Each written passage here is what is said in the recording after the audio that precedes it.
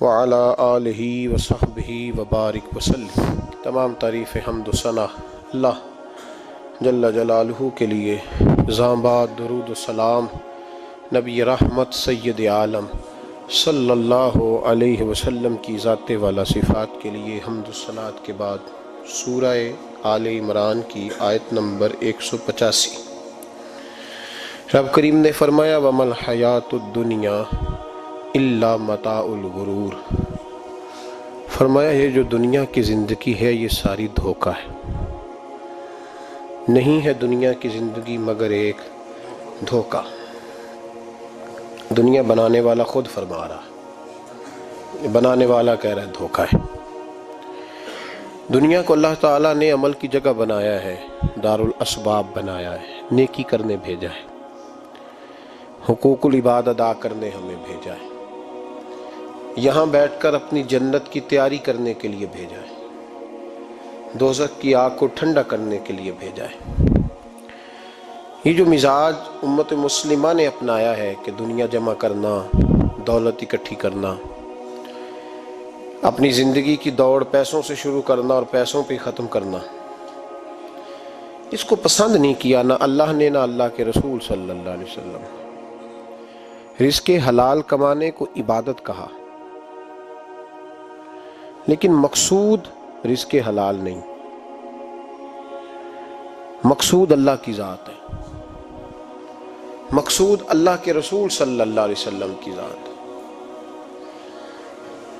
ہمارے ہاں بڑی ترتیب کے ساتھ یہ چیز نسل در نسل منتقل ہو رہی ہے کہ پیسہ کیسے جمع کرنا ہے۔ بچہ بڑا سیٹ ہے جی، کس طرح سیٹ ہے؟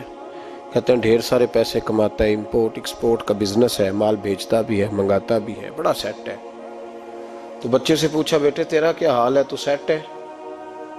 کہتا بڑی تکلیف میں ہوں، سوتا بھی ہوں تو کانوں میں فون کی گھنٹیاں بجتی رہتی ہیں، آزمائش کا شکار ہوں، صبح و شام تکلیفوں میں وقت بیتتا ہے۔ یہ کس طرح کا سیٹ ہے بچہ؟ ہماری منصوبہ بندی ہوتی ہے کہ بچے کو ایسی جگہ لگانا ہے جہاں سے وہ جھاڑو کے ساتھ پیسے اکٹھے کر سکے۔ کیسے وہ سیٹ ہوگا؟ کس طرح کر کے نظام چلے گا؟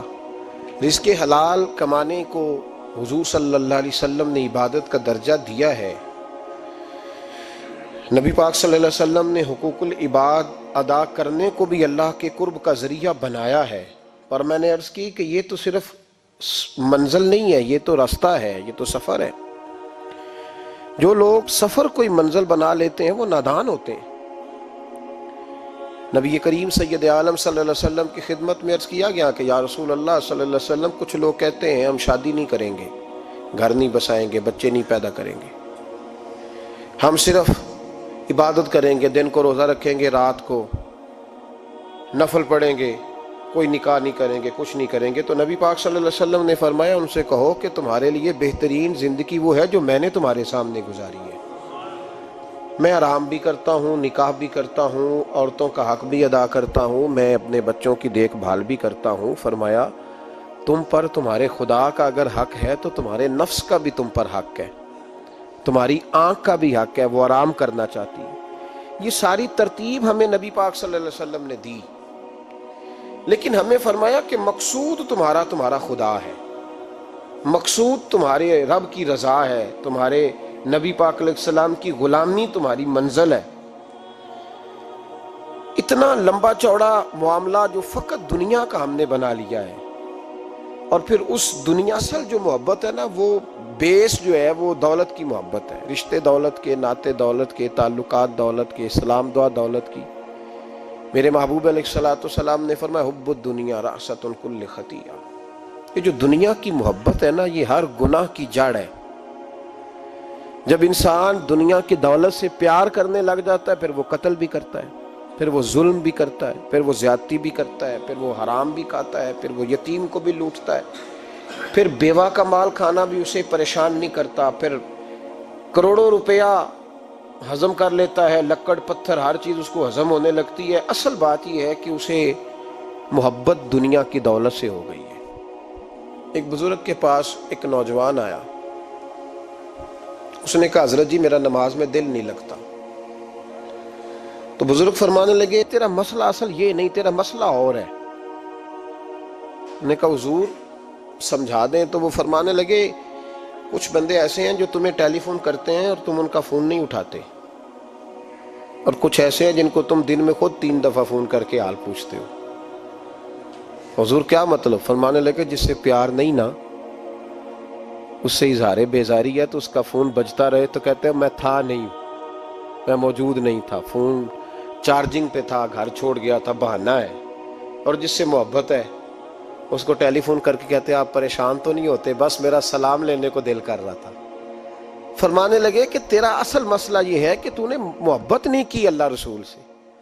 اگر تیرا خدا رسول سے پیار ہوتا تو یہ جملہ کیسے آتا کہ نماز کو دل نہیں کرتا؟ پھر تو تیرا تہجد کو بھی دل کرتا، پھر تو تیرا ہر وقت قرآن پاک سینے سے چمٹائے رکھنے کو دل کرتا. اس لیے کہ تیرا مقصود اللہ کی ذات ہوتی.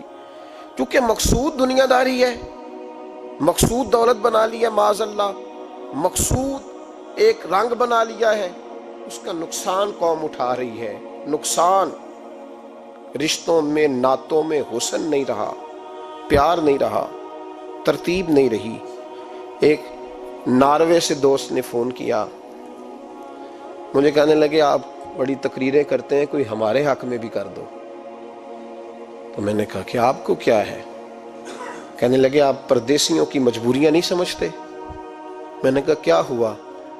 کہنے لگے حضرت جی شکوہ ہے کہ ہمارے اپنے ہمیں جب بھی فون کرتے ہیں وہ یہ نہیں پوچھتے کہ شام کا کھانا کھایا ہے کہ نہیں کھایا. وہ کہتے ہیں وہ شادی آ گئی ہے تو جلدی کرو، پیسے بھیج دو، فٹافٹ کرو. کہتے ہیں کبھی کسی نے ہم سے ہمارا حال ہی نہیں پوچھا، کبھی کسی نے یہ غور ہی نہیں کیا کہ وہ پردیس میں گیا ہے اور انشاءاللہ پردیسی کوئی بھی نہ تھی وے ککھ جنا تو پارے تاڑی مار اڑانا باہو اسی آپ پہ ہی اڈن ہارے. تو تیار بیٹھے ہیں، حال ہی کوئی نہیں پردیس میں. یہاں حال یہ ہے کہ جو فون کرتا ہے، ایک بزرگ کہنے لگے کہ 22-23 سال دیے ہیں پردیس کو، تو اپنی ہی بیوی کو فون کیا ہے کہ اب نہیں ہوتا، گھٹنوں میں درد رہتا ہے، کمر کمزور ہو گئی ہے، اب میرا دل کرتا ہے گھر آؤں اور میں اپنے گھر میں بیٹھ کے بچوں کے بیچ بیٹھ کے روٹی کھاؤں. اعصاب کمزور ہو گئے ہیں، دل کی دھڑکن تیز رہتی ہے، پتہ نہیں کب وقت آ جائے.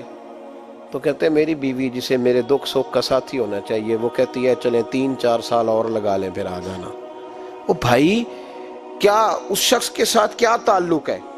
اس کا بھائی اسے فون کرتا ہے تو کہتا ہے میں پیسے دے دوں گا، جب آؤ نا تو ایک موبائل ضرور لے آنا. اس کو لوگ فون کرتے ہیں، رابطہ کرتے ہیں کہ جناب وہ ایک چھوٹی سی چیز، وہ میں پیسے دے دوں گا. تو پیسے دینے ہیں تو یہاں سے کون سی چیز نہیں ملتی؟ صرف فرمائشیں، لوگوں کے ساتھ تعلق صرف جیب کا رشتہ، صرف جو ہے وہ تعلق صرف اس چیز کا کہ وہ آدمی ایک ATM مشین ہے تو فٹافٹ کارڈ ڈالو تاکہ آپ کے حصے کے پیسے نکل آئیں. یہ مزاج اس نے نقصان کیا ہے، دراڑیں پڑ گئی ہیں، حالات بگڑ گئے ہیں. میرے نبی کریم سید عالم صلی اللہ تعالی علیہ وسلم نے رشتوں کو جو وقار دیا، امام غزالی رحمۃ اللہ تعالی علیہ نے لکھا ہے مکاشفۃ القلوب میں، فرماتے ہیں کچھ لوگ قیامت کے قریب آئیں گے جن کے نبی پاک صلی اللہ علیہ وسلم نے نشاندہی کی ہے، ان کے پاس کوئی شخص نہ بیٹھے ورنہ اس کا دل کالا ہو جائے گا. کہا حضور وہ کون سے؟ تو فرمانے لگے نبی پاک نے کچھ لوگ بتائے ہیں، ان کے پاس نہیں بیٹھنا. کون سے؟ مصطفیٰ کریم نے فرمایا یحبون الدنیا وینسون الآخرہ، جو دنیا کو سے پیار کرنے لگے اور آخرت کو بھول جائیں. امام صاحب فرماتے ہیں ان سے دور رہنا، دل کالا ہو جائے گا. یحبون المال وینسون الحساب، وہ جو نبی پاک نے فرمایا نا کچھ لوگ آئیں گے جو مال سے تو پیار کریں گے پر اس کے حساب کو بھول جائیں گے، ان سے بچنا. فرمایا یحبون القصور وینسون المقبرہ، جو مکانوں سے تو پیار کریں گے پر اپنی قبروں کو بھول جائیں گے. اور فرمایا ان لوگوں سے بھی بچ کے رہنا، ان سے بھی پرہیز کرنا کہ جو لوگ یحبون الخلق وینسون الخالق، جو لوگ مخلوق سے تو پیار کریں گے، بندوں سے بڑا پیار کریں گے لیکن اپنے رب کو بھول جائیں گے، ان لوگوں سے بھی بچیں. ایسے لوگوں سے نبی پاک صلی اللہ علیہ وسلم نے نشاندہی کی، ان سے بچیں. تعلقات میں خلوص ہوتا ہے، جب کوئی آپ کی غربت سے پیار کرتا ہے تو وہ آپ کا اصل دوست ہوتا ہے. جب وہ آپ کی تنہائیوں سے آزمائشوں سے پیار کرتا ہے تو اس کا آپ کے ساتھ رشتہ خالص ہوتا ہے۔ جو آدمی دولت کو دیکھ کر پیار کرے اور دولت کو دیکھ کر آپ کے ساتھ وابستگی کا اظہار کرے تو اس شخص کا پیار سیدھا سیدھا میرے رسول پاک سید عالم صلی اللہ علیہ وسلم نے ہمیں استغنا کا حکم دیا ہے، بے نیازی کا۔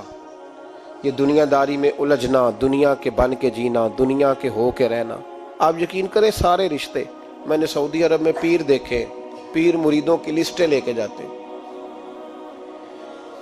ان کو ٹیلی فون ہوتا ہے تمہارے پیر صاحب آ گئے، تم بھی پہنچ جاؤ، ٹھنڈی بوتلیں لے آنا آتی دفعہ، وہاں وزن اٹھایا نہیں جاتا واپسی پہ۔ ہمارے کئی سنگی ناراض ہو گئے، حضرت آپ آتے ہیں تو آپ بتاتے نہیں، تو میں کہتا ہوں یہاں بھی یہی کام کرنا ہے، ہم تو اپنے گناہوں کی معافی لینے آئے، تو ہم جس کام آئے ہمیں کرنے دو، کیوں الجھاتے ہو؟ وہاں جا کے بھی جہاں خالصتاً انسان کا رجوع اللہ کا وقت ہے، وہاں بھی وہی حالات پیدا ہو گئے، ہر طرف دنیا داری۔ اور یہ پیروں کی بات کرتا ہوں تو آپ بڑے مسکراتے ہیں، میں نے بڑے بڑے مفت خورے دیکھے ہیں، بڑے بڑے، اور یہ ہر طبقے میں ہوتے ہیں، ہر طبقے میں۔ ایک صاحب مجھے ایئرپورٹ پہ ملے، کہنے لگے جی کتنے دن رہا ہوں، ماشاءاللہ ایک دن بھی روٹی جیب سے نہیں کھائی۔ میں نے کہا بڑے کامیاب ہو کے آ رہے ہیں آپ، یہ تو بات باعث فخر ہے، جا کے کسی اخبار میں فوٹو چھپاؤ۔ کہنے لگے جی بڑے دوست، بڑے سنگی، بڑے کوئی ادھر سے کوئی چیز لے کے آ رہا ہے ادھر سے، تو میں نے کہا یہ کوئی فخر والی بات ہے، کوئی بتانے والی بات ہے؟ اللہ کی بڑا ہے جی بھائی، مفت خوری کا مزاج اور توجہ رکھنا کہ اب اس سے مجھے کیا مل سکتا ہے، اور اگر کوئی نہیں لے کے آیا واپس گیا تو شکوہ کرنا، دیکھو چل کے آ گیا، اس کو خبر ہی نہیں کہ جاتے دفعہ چلو بندہ 6 بوتلیں لے جائے، کیا فرق پڑتا ہے؟ یہ کمزور ذیل ہے، یہ دنیا داری ہے، یہ نفس پرستی ہے، یہ پیسے کی غلامی ہے۔ میرے نبی پاک صلی اللہ علیہ وسلم نے فرمایا جو رب کے بندے ہوں گے ان کے قیامت کے دن چہرے چمک رہے ہوں گے۔ تو یا رسول اللہ صلی اللہ علیہ وسلم اس کے علاوہ بھی کچھ بندے ہیں؟ فرمایا لعن عبد الدنیا وعبد الدرہم، فرمایا کچھ دنیا کے بندے ہیں، کچھ درہم کے بندے ہیں، ترجمہ یوں کر لو کچھ ڈالروں کے بندے ہیں۔ یہ حدیث مشکات میں موجود ہے، ڈالر کے، ریال کے، لاکھ کے، کروڑ کے بندے۔ حضور وہ کون ہے؟ فرمایا لعن عبد الدنیا وعبد الدرہم، جو دنیا کا اور دولت کا بندہ بنے وہ لعنتی ہے، ملعون ہے۔ یہ خدا کا بندہ رہا ہی نہیں، یہ پیسوں کا بندہ بن گیا ہے، دولت کا بندہ بن گیا ہے، اس کا معیار بدل گیا ہے۔ حضرت سالم بن عبداللہ بن عمر، حضرت عمر فاروق کے پوتے تھے، کعبے کا طواف کر رہے تھے، طواف مکمل ہوا، 8واں استلام کر کے مقام ابراہیم کے پاس نماز پڑھنے لگے تو خلیفہ وقت کا آ گیا، گورنر۔ السلام علیکم کے بعد اس نے فوراً بات چھیڑی، کہنے لگا حضور کوئی حکم ہو تو بتائیے گا۔ تو آپ کہنے لگے تو بڑا ہی بیوقوف ہے یار، تجھے کس نے گورنر بنایا؟ بڑا تو بیوقوف ہے، تجھے تو سلیقہ ہی نہیں بات کرنے کا۔ حضور کیا ہوا؟ فرمانے لگے خدا کے گھر میں آ کے اور کعبے کے سامنے کھڑے ہو کے میں بندوں سے سوال کروں، یہاں آ کے بھی بندوں سے مانگوں، تو بڑا ہی بیوقوف ہے۔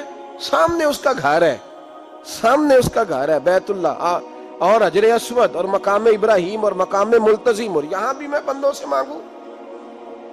کہتا ہے مجھے بھی کبھی کسی نے ڈانٹا نہیں تھا، میرے بھی پیروں تک پسینہ نکل گیا، تو میں مسجد الحرام سے باہر نکل کے، یوں سمجھ لیں کہ جب لوگ باب عبدالعزیز سے یا باب فہد سے باہر آ جاتے ہیں، کہتے ہیں باہر نکل کے نا میں کھڑا ہو گیا، میں نے کہا چلو فارغ ہو کے آتے ہیں تو بات کرتا ہوں۔ حضرت فارغ ہو کے آئے تو میں نے کہا حضور اب تو بیت اللہ سامنے نہیں، اب بھی کوئی سوال کرے؟ تو فرمانے لگے اچھا ضروری ہے؟ کہا حضور ضروری ہے۔ تو فرمانے لگے چل پہلے بتا تجھ سے دین مانگوں کہ دنیا مانگوں، بول۔ تو کہنے لگا حضور میرے پاس تو دنیا ہی ہے، دین تو آپ کے پاس ہے۔ جب یہ جواب دیا تو حضرت سالم چلنے لگے، اور چلتے چلتے فرمانے لگے جا اپنا کام کر، دنیا تو میں نے اس سے کبھی نہیں مانگی جس نے دنیا بنائی ہے، میں نے اس سے نہیں کبھی مانگی، تو تو کیا حیثیت رکھتا ہے؟ میں نے تو اس سے بھی جب بھی مانگا ہے یا اس کا قرب مانگا ہے یا اس کے رسول کی غلامی مانگی ہے، تو اس سے نہیں مانگتا جس نے بنائی ہے، تو کیا دے سکتا ہے؟ تیری کیا حیثیت ہے؟ تو بھائی ان لوگوں نے قریب پھٹکنے نہیں دیا، ان کے قریب یہ چیز آئی نہیں، بے نیاز لوگ تھے، توجہ ہی نہیں تھی۔ حضرت محبوب سبحانی غوث اعظم شیخ عبد القادر جیلانی رضی اللہ تعالیٰ عنہ، آپ ایک کاروبار بھی کرتے تھے، تو آپ کا کچھ مال آ رہا تھا جہاز کے ذریعے، ایک بندے نے خبر دی کان میں حضور جہاز ڈوب گیا، فرمانے لگے الحمدللہ۔ الحمدللہ ڈوب گیا جناب. یہاں جہاز ڈوب جائے تو بندہ بھی ڈوب جاتا ہے. کہتے ہیں صاحب انتقال کر گئے, 10 لاکھ کا نقصان ہو گیا تھا, مال ڈوب گیا پورا جہاز ہی. فرمایا الحمدللہ, اور تم نے جلدی کی خبر دینے میں سبق پڑھا رہا تھا, کیوں مجھے دخل اندازی دی تم نے میرے کام میں, کیوں دخل اندازی کی؟ سب الحمدللہ. تھوڑی دیر کے بعد اس نے پھر کان میں کہا حضور وہ غلط خبر تھی, جہاز بچ گیا. فرمانے لگے الحمدللہ. پھر شاگردوں سے کہنے لگے میرا چہرہ دیکھ رہے تھے پہلی خبر کے بعد بھی, اس خبر کے بعد بھی؟ کہا حضور دیکھ رہے تھے. فرمایا کوئی تبدیلی تو نہیں آئی؟ کہا حضور نہیں. فرمانے لگے شکر الحمدللہ, رب نے میرا دل دولت سے نہیں جوڑا, اپنی ذات کے ساتھ جوڑ کے رکھا ہوا ہے. تبدیلی تو نہیں آئی. یہاں تو ٹینشن ہی ٹینشن ہے, ڈپریشن ہی ڈپریشن. اور بات کس کی ٹینشن ہے؟ پیسے کوئی نہیں, دولت کوئی نہیں. کوئی چکر چل جائے نا کبھی, اس سے بھی کبھی پوچھ جس کے پاس ہے وہ تجھ سے زیادہ غریب ہے, اس سے کبھی پوچھ وہ تجھ سے زیادہ آزمائش میں ہے. غریب شہر تو فاقوں سے مر گیا, لیکن امیر شہر نے ہیرے سے خودکشی کر لی. اس کو بھی تو پوچھ اس کا کیا حال ہے. دانش منداں دا کم نہیں, دل دنیا نہ لانا, اس ووٹی کئی خامد کیتے, تے جو کیتا سو کھانا. یہ تو کام ہے اس کا. بڑے آئے بڑے چلے گئے, بڑے آئے بڑے نکل گئے, توجہ ہی نہیں, مزاج ہی نہیں. حضرت مولا علی شیر خدا, علی المرتضیٰ, امام الاولیاء, صاحب صدق و صفا, داماد مصطفیٰ صلی اللہ علیہ وسلم, اسد اللہ, حضرت علی شیر خدا رضی اللہ تعالیٰ عنہ کوفے کے چوک میں کھڑے تھے تو کہہ رہے تھے یار میری نا طامت پرانی ہو گئی ہے, یہ میں نے زرہ بیچنی ہے, کوئی بندہ مجھ سے خرید لو تاکہ میں نئی طامت لے لوں. تو ایک بندہ کان میں کہنے لگا حضور طامت کے پیسے بھی نہیں. فرمانے لگے پیسوں کو چھوڑ, علی کا سینہ دیکھ, اللہ نے ایمان کی دولت سے بھرا ہوا ہے. پیسے اہمیت نہیں رکھتے, ان کی وہ اہمیت نہیں جو دنیا نے بنا لی. فرمایا ضرورت نہیں تھی, اب ذرا احساس ہوا ہے کہ زیادہ ہی پھٹ گیا ہے, پردہ نہیں صحیح طرح پورا کرتا, تو میں نے کہا چلو زرہ بیچ کے نیا لے لے. ضرورت نہیں, مزاج نہیں, طبیعت نہیں, انہوں نے ماحول نہیں بنایا. ہمارے تو حد ہو گئی, اتنا بری حالت ہے کہ ناقابل برداشت. حضرت عمر فاروق رضی اللہ تعالیٰ عنہ صحابہ نے مسجد نبوی میں بیٹھ کے میٹنگ کی. عمر کی تنخواہ بڑی تھوڑی ہے مال غنیمت میں سے, اب تو عمر کے پوتے بھی ہیں, نواسے بھی ہیں, رشتہ داریاں بھی ہیں, تعلق بڑھ گئے ہیں, اور عمر فاروق بوڑھے بھی ہو گئے. میٹنگ ہوئی مسجد میں, اس طرح کریں کہ عمر کا کچھ تھوڑا سا نا مشاعرہ, کچھ تنخواہ, کچھ خدمت, کچھ وظیفہ بڑھا دیں. بات طے ہو گئی. جب مکمل ہو گئی تو کہنے لگے یہ بتاؤ شیر سے بات کس نے کرنی ہے, ادھر جائے گا کون, پہلے اس کا نام تو بتاؤ, وہاں جائے گا کون؟ تو انہوں نے کہا یہ تو ہم نے سوچا ہی نہیں, بات تو بڑی تگڑی ہے, عمر سے کون بات کرے گا, یہاں جتنا مرضی تگڑا پیر ہو آپ نذرانہ لے کے جائیں مسئلہ ہی کوئی نہیں. ابھی کسی کو کہنا پڑا ہے؟ تو کہتے ہیں جناب کون بات کرے گا؟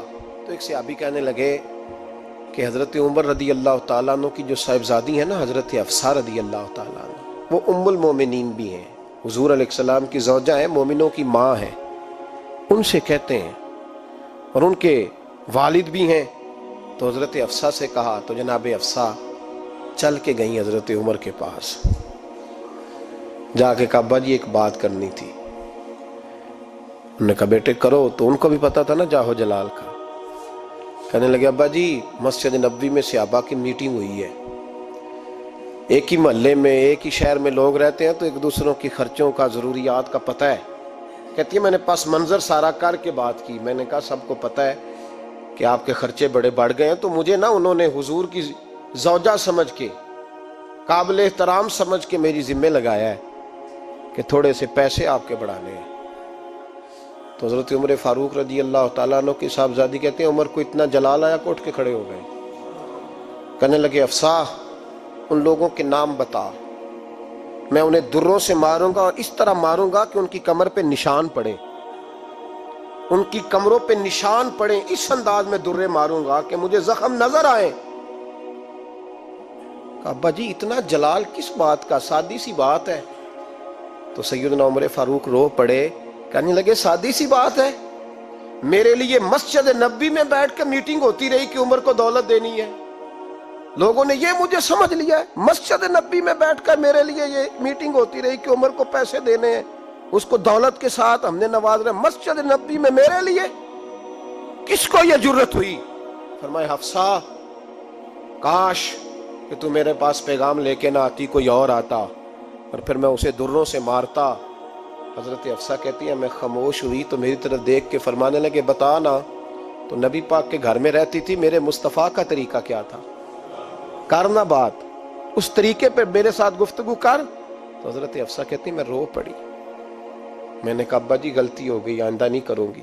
بھائی معیار بنایا ہوا تھا، آپ یقین کریں ہمارے تعلقات آپ شادی پہ دیکھ لیں، جو غریب رشتہ دار ہے اسے کون بنانے جاتا ہے، لیکن ساری برادری کٹھی اس کے دروازے پہ بیٹھی ہے، جس نے آنا ہے تو کچھ لے کے آنا ہے۔ ہر چیز دولت میں تلے گی، معیار ہی دولت بن گیا ہے، مقصود ہی دولت بن گیا ہے۔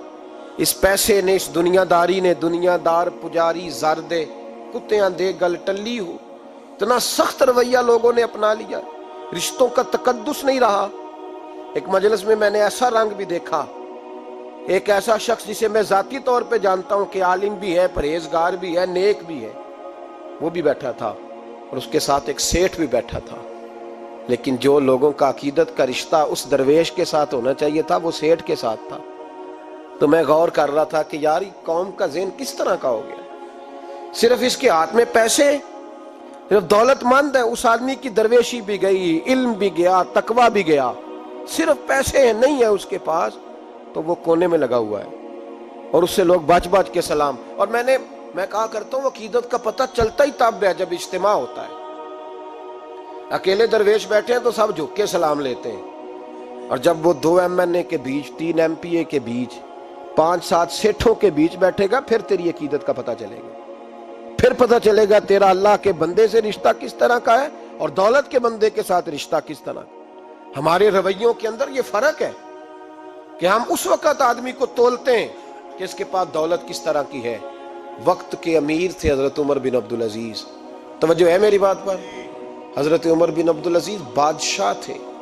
اب ہم لوگوں نے بھی بچوں کا بہانہ لگایا ہوا ہے نا، بس جی وہ میں چاہتا ہوں بچوں کا کچھ بن جائے، تو بچے بالغ ہو گئے تو کرانا رجسٹریاں ان کے نام، فارغ ہو جاؤ، آ جاؤ مسجد میں چھوڑو، لیکن پھر بھی کنجیاں دینے کو دل نہیں کرتا، پھر بھی بابا جی کی پیالیوں سے مرنے کے بعد پیسے نکلتے ہیں، پھر بھی ان کے تکیے کے بیچ سے بھی کچھ وہ نوٹ نکل آتے ہیں جو اب چلتے بھی نہیں، گزر گیا زمانہ، جو لگتے ہی نہیں۔ بزرگ ناراض نہ ہو جائیں، لیکن جو بات کر رہا ہوں بہرحال اس کے پیچھے کچھ پس منظر ہے، یہ بھی بہانہ ہے۔ بینک بیلنس اپنے نام، زمین جائیداد ساری اپنے نام، اور کمائی کس کے لیے کر رہا ہے؟ بچوں کے لیے۔ نام کس کا لے رہا ہے؟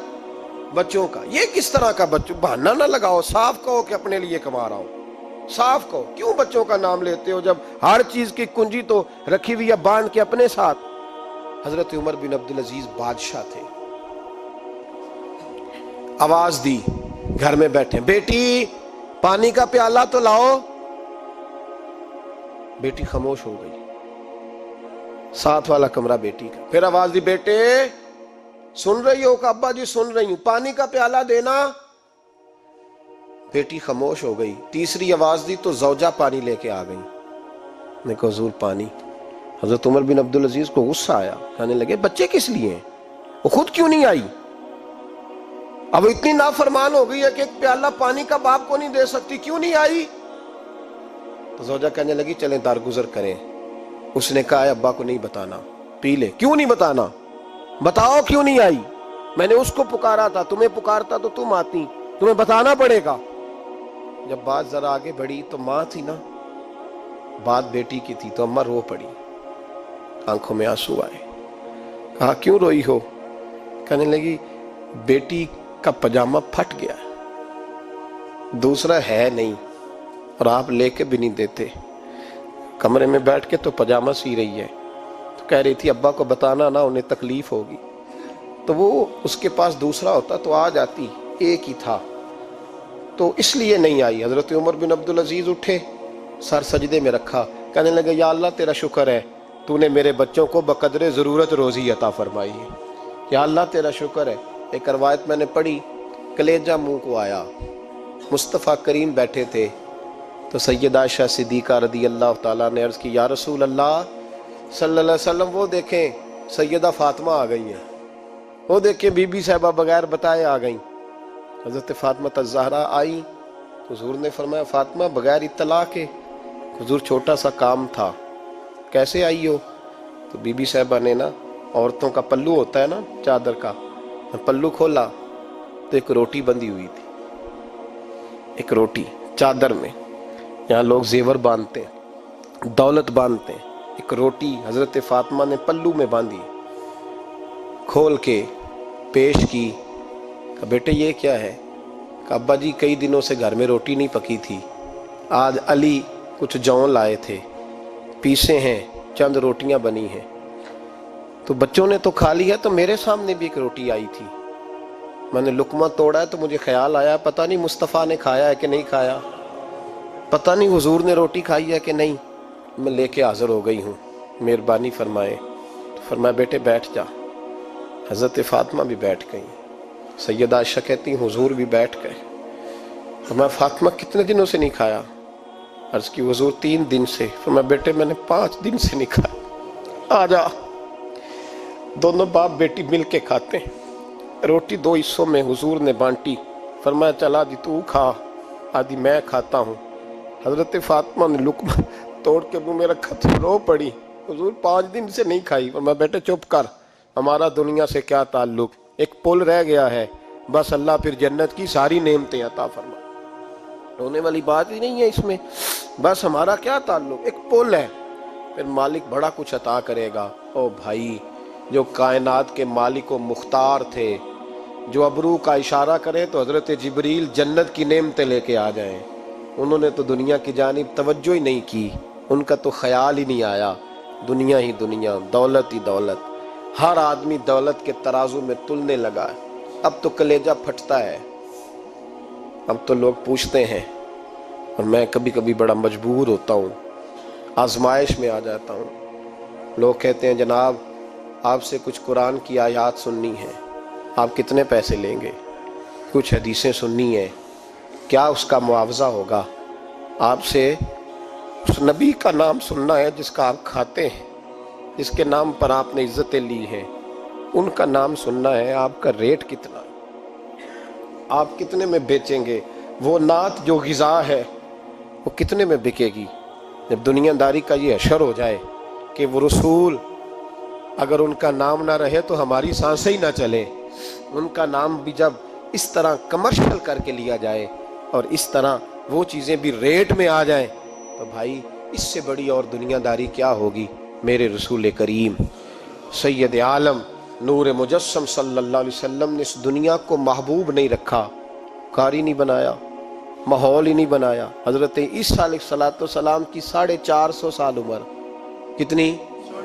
4.5 نہیں، میں نے کہا 450 سال. حضرت عیسیٰ نے شادی نہیں کی، گاڑی نہیں بنایا.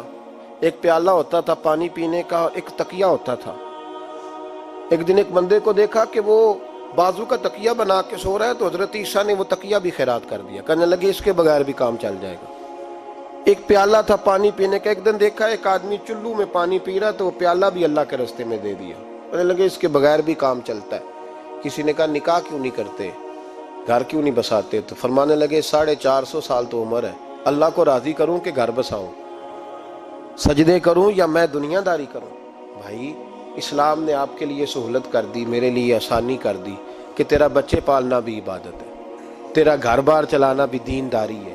لیکن مقصود نہ اس کو بنا، اس کو مقصود نہ بنا، دنیا داری میں اتنا الجھ نہ، بقدر ضرورت لے، اس طرح کا رویہ اختیار نہ کر. اور ایسا ہو سکتا ہے ابھی چند سال ہوئے مولانا عبدالستار خان نیازی علیہ رحمہ نے پردہ کیا، وفاقی وزیر رہا وہ شخص، زمانہ بتایا، پاکستان کی میلی سیاست کے اندر رہ کے وقت گزارا.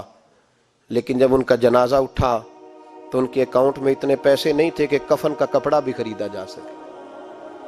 کفن کے کپڑے کا بھی پیسہ نہیں تھا. او بھائی یہ لوگ ہیں یار، وفاقی درجے کا شخص ہو کے گزرے اور وزارتیں اس کے آگے پیچھے بھاگیں، اور ہر الیکشن میں وہ بندہ ایم کی سیٹ جیت جائے، اور پھر رخصتی کا وقت آئے تو اس کا حال یہ ہو کہ کوئی شخص کہے کہ چلو 250 اکاؤنٹ سے نکلا ہے تو باقی مجھ سے لے لو تاکہ کفن کا بندوبست ہو سکے.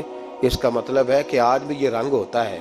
اور وہ پگڑی تگڑی باندھتے تھے, سوٹ اعلیٰ پہنتے تھے. تو لوگ کہتے تھے یہ کیوں کرتے ہو؟ فرماتے میں مصطفیٰ کا فقیر ہوں, لوگ تو نہ مجھے فقیر سمجھے, ایسا تو نہ وہ دنیا دینے لگ جائے کہ حضرت کے پاس پہننے کو کپڑا نہیں تو چلو کچھ دو. میں اپنے پردے اپنے اللہ کے ساتھ رکھنا چاہتا ہوں. بھائیو, ان لوگوں نے وقار کے ساتھ وقت گزارا. اس انداز سے تھوڑا باہر آؤ. اپنے ساتھ ہم نے اتنی زیادتی کر لی ہے, اتنا ظلم کر لیا کہ سوائے دولت کے, سوائے دنیا دار, خالص وہ روحانی سلسلہ طریقت کا, تصوف کا, وہ بھی سارا اسی. حضرت ابو الحسن خرقانی درویش تھے. محمود غزنوی بادشاہ وقت تھا, کہتا میں دعا کرانے گیا تو میں نے وہی سمجھا جو سب کے بارے میں سمجھا جاتا ہے. گفٹ پہلے لے گیا, میں نے کہا 2 تھیلیاں اشرفیوں کی لے جاتا ہوں, بابا دعا صحیح کر دے گا. نذرانہ نہیں, سود ہے پیران حرم کا. تو کہتے ہیں 2 اشرفیوں کی تھیلیاں پہلے لے گیا کہ رکھوں گا تو بابا میرے حق میں نرم ہو جائے گا. میں نے وہ اب ذہن یہ بنا کے گیا تھا. حضرت اب کیا کر رہے ہیں؟ جمعے کا دن تھا تو کچھ سالکین طریقت مریدین جھاڑو لگا رہے تھے. تو سر میں کھجلی ہوئی تو پگڑی اتار کے ایک مرید سے کہنے لگے دیکھ کہیں جمعے تو نہیں پڑ گئی. ایک جمعے دیکھ رہا ہے, وہ کہتا ہے میں جمعے دیکھ رہا تھا. حضرت نے سر جھکایا ہوا تھا تو محمود غزنوی داخل ہو گیا. تو جو جمعے نکالنے والا کہنے لگا او ہو. فرمانے لگے کیا ہوا؟ کہا حضور بادشاہ آ گیا. کہنے لگے چھوڑ, بادشاہ تو آتے جاتے رہتے ہیں, میں نے سمجھا تھا کوئی تگڑی سی جوں تیرے ہاتھ لگ گئی ہے. تو نے تو اس طرح کر کے شور مچایا جیسے بڑا کوئی انقلاب. بادشاہ آتے جاتے رہتے ہیں, بندہ یہ کیا ہو گیا, جوں دیکھ دھیان سے. تو محمود کہتا ہے میں تو دنیا دار قسم کا صوفی سمجھ کے آیا, تھیلیاں بھی شرفیوں کی رکھیں. تو بابا جی سے دعا کے لیے کہا میں سومناتھ کے مندر فتح کرنے جا رہا ہوں, دعا کرنا. تو بابا جی نے اندر سے کرتا منگایا. کہنے لگے یہ میں نے ابھی اتارا ہے کپڑے بدلنے کے لیے. جب بڑی مشکل پڑ گئی تو کرتا سامنے رکھ کے دعا مانگنا, اللہ اس کے وسیلے سے فتح عطا کر دے گا. جو مشکل ہوگی تیری تر دامنی پہ شیخ ہماری نہ جائیے, ہم دامن نہ چھوڑ دے تو فرشتے وضو کریں. اور اقبال کہنے لگے نہ تیگ و تیر میں نہ لشکر و سپاہ میں ہے, جو بات مرد کلندر کی بارگاہ میں ہے. کو معمولی لوگ ہوتے ہیں. اقبال کہنے لگے ید بیضا لیے پھرتے ہیں اپنی آستینوں میں, انہوں نے بغل میں ہاتھ رکھا ہوا ہے, اگر کھول دیں تو اللہ اسی طرح برکات کا فیض عطا کر دے جو حضرت موسیٰ کے ید بیضا کو ملا ہوا. کو معمولی لوگ ہوتے ہیں. غبار آلود سمجھ کر حکارت سے نہ دیکھ ان کو, انہی کی ٹھوکروں سے سلطنت بنتی اور بگڑتی ہے. یہ تگڑے لوگ وہ علیحدہ بات ہے کہ جڑے محرم راز حقیقت دے وہ راز حقیقت کھول دے نہیں. تے جنہ ویکھیا نہیں ہو کرن گلاں, جنہ ویکھ لیا ہو تے بول دے ہی نہیں. یہ بات علیحدہ ہے کہ وہ بیان کرنا پسند نہیں کرتے, پردوں میں چھپے رہتے ہیں, ورنہ تو اللہ نے بڑے اعزازات دیے ہوتے. محمود کہنے لگا کہ بابا جی نے دعا کی اللہ اگر اس کی نیت صحیح ہے تو اسے کامیابی عطا کرنا, اس کی مدد کرنا. مجھے کہنے لگے کچھ کھائے گا؟ میں نے کہا کھانا ہے. تو کہنے لگے بادشاہ کے لیے وہ کھانا لانا جو سویرے میں نے کھایا ہے. تو میں نے کہا پیروں کا لنگر ہوگا, چھوٹے گوشت کی یخنی میں انہوں نے روٹیاں بریک کر کے ڈالی ہوں گی. حضرت کی صحت ٹھیک نہیں رہتی, گھٹنوں میں درد ہے. تو میں تو یہ سمجھا تھا کہ کوئی دیسی گھی کی چوری آئے گی, لیکن ٹکڑا آیا ایک روٹی کا, آدھا خشک ٹکڑا اور پانی کا پیالہ. تو کہتے ہیں میں نے اس کو کاٹ کے نا دانتوں کے ساتھ, جب نگلنا چاہ تو یہاں اڑ گیا میرے گلے میں. کبھی اس طرح کا کھانا کھایا ہی نہیں تھا. تو کہتے ہیں حضرت نے 2 شرفیوں کی تھیلیاں اٹھا کے میری طرف پھینکی. کہنے لگے جس طرح ہمارا کھانا تیرے گلے میں اڑ گیا, تیری دولت بھی ہمارے گلے میں اڑ جائے گی. اٹھ اور نکل, اللہ خیر کرے. کہتے میرے دل نے گواہی دی کہ یار یہ عام دنیا دار نہیں, یہ رب کریم کا بندہ ہے. کہتے ہیں اب جب میں پہلے انہوں نے کوئی لفٹ ہی نہیں کرائی جب گیا, اب جب میں جانے لگا نا اٹھ کے واپس, تو حضرت اٹھ کے میرا استقبال کیا. مجھے سواری تک چھوڑنے گئے تو میں نے کہا حضور جب آیا تھا آپ نے منہ ہی نہیں لگایا, اور جب جانے لگا تو اتنا اعزاز. فرمانے لگے جب تو آیا تھا تو تو بھی تو یہی سوچ رہا تھا نا کہ 2 شرفیاں دوں گا تو بابا نرم ہو جائے گا, تو میں تجھے کیوں پروٹوکول دیتا. اب جاتی دفعہ تیرے دل نے بھی گواہی دی ہے کہ یہ کوئی دنیا دار نہیں, یہ رب کا بندہ ہے.